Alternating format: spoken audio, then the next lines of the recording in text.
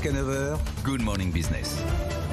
Et à 7h44, on ne vous cache pas que depuis 4 minutes, on discute avec l'un des spécialistes mondiaux de l'intelligence artificielle. On vous promet, on va refaire le match, ne vous inquiétez pas, vous n'aurez rien perdu. On est avec Antoine Borde, ancien directeur de l'intelligence artificielle chez Meta et vice-président d'une start-up européenne, Helsing. Bonjour. Bonjour. Vous allez donc appliquer l'IA en matière de défense. On va d'abord parler de ça, puis après on vous posera des questions métaphysiques sur l'IA. Comment est-ce qu'on décide de quitter Meta pour aller effectivement dans une start-up européenne aussi passionnante soit-elle, prometteuse, avec un actionnaire comme Daniel Ek de Spotify? Ce choix, pourquoi vous l'avez fait?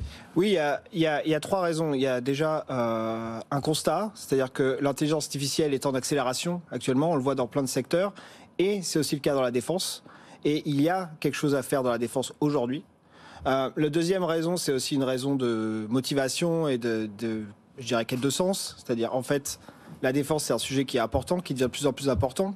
Qu'on le veuille ou non, c'est au cœur de nos vies. Et je pense que c'est important d'essayer de passer son temps là-dessus. Et la troisième décision, c'est de rejoindre Helsing. Helsing, pourquoi ? Parce que je pense que c'est l'entreprise en Europe qui peut être capable de nous faire passer un cap en termes d'IA pour la défense en Europe. Et je pourrais vous détailler pourquoi. Mais justement, est-ce que vous n'allez pas vous ennuyer? C'est-à-dire que vous êtes au top de la technologie sur l'IA, et là vous allez sur la défense, qui est un secteur qui est en retard sur le sujet. Vous allez leur appliquer des formules d'il y a 15 ans? Alors, m'ennuyer, ça je pense pas. Il y a 2 enjeux, c'est-à-dire que, il faut être capable de comprendre les problèmes.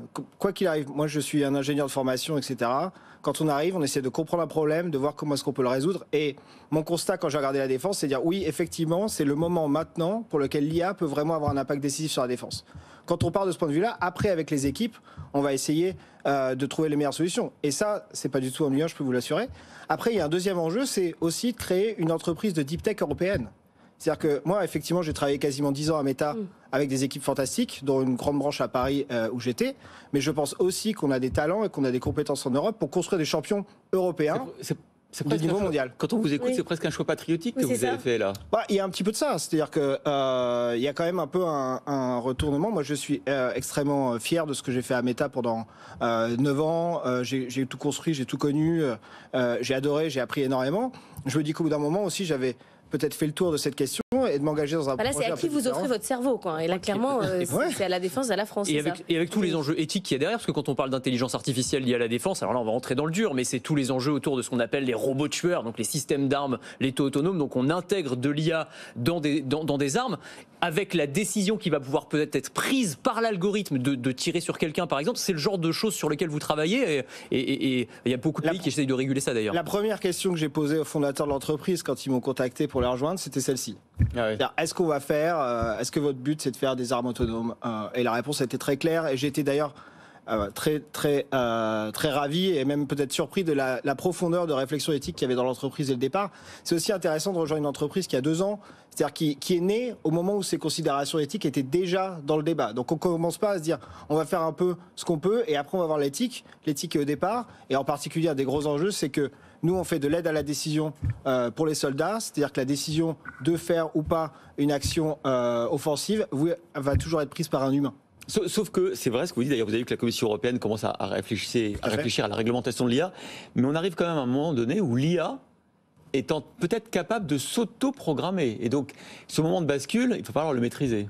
Oui, alors c'est que l'IA aussi c'est extrêmement vaste, on en parle beaucoup, on en parle pour des GPT-4, ChatGPT, j'en parle dans la défense. Comme vous l'avez dit, en fait, les technologies d'IA qu'on va essayer de mettre dans la défense pour améliorer et pour être capable d'amplifier les capacités de nos systèmes de défense et aussi de simplifier la vie des soldats, c'est amplifier et simplifier pour nous. C'est pas encore forcément GPT-4 qui est sorti il y a 2 semaines. On a des méthodes qui sont des méthodes qui peuvent potentiellement générer du code. On va prendre des méthodes d'IA qui sont prouvées, qui ont marché aussi dans d'autres contextes de façon très fiable, etc. Et déjà de les appliquer dans le domaine de la défense, ça c'est déjà un gros changement. On est pour vous à un moment de bascule, parce que nous on voit ça, c'est Anthony Morel qui nous raconte l'intelligence artificielle, mais on se dit peut-être qu'on est loin, on est en retard. Vous avez l'impression que là précisément il se passe quelque chose, qu'on est un point pivot? Oui, alors de manière générale dans l'IA, on a un point pivot. Je pense que depuis l'année dernière, on voit une accélération des capacités des intelligences artificielles.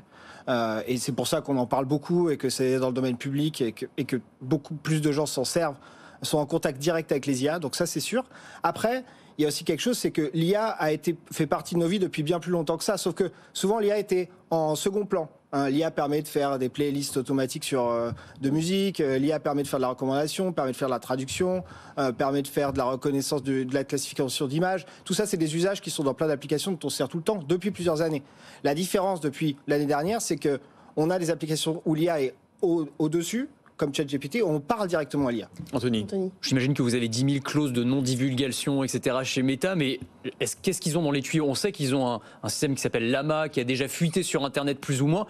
Est-ce que c'est compétitif face à GPT-4, ce que va nous proposer Meta? Est-ce que c'est des sujets sur lesquels vous avez travaillé, j'imagine? Oui, alors, et c'est pas pour encore prendre ma fibre patriotique, mais Llama, l'équipe qui fait Llama est basée à Paris. Donc c'est pour ça, quand je dis construire des champions européens, les talents qui construisent l'équivalent de ChatGPT à Meta sont pour grande partie français basés à Paris.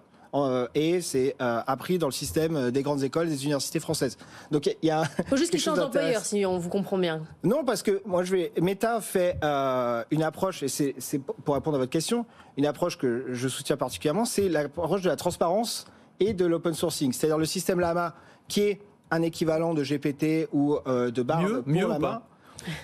Pas de GPT-4, non, mais à peu près mieux que GPT-3, est open source pour des raisons universitaires. Et c'est gros enjeu de ces enjeux de société, c'est-à-dire qu'il ne faut pas que ces modèles soient forcément fermés à double tour et que personne ne puisse y avoir accès.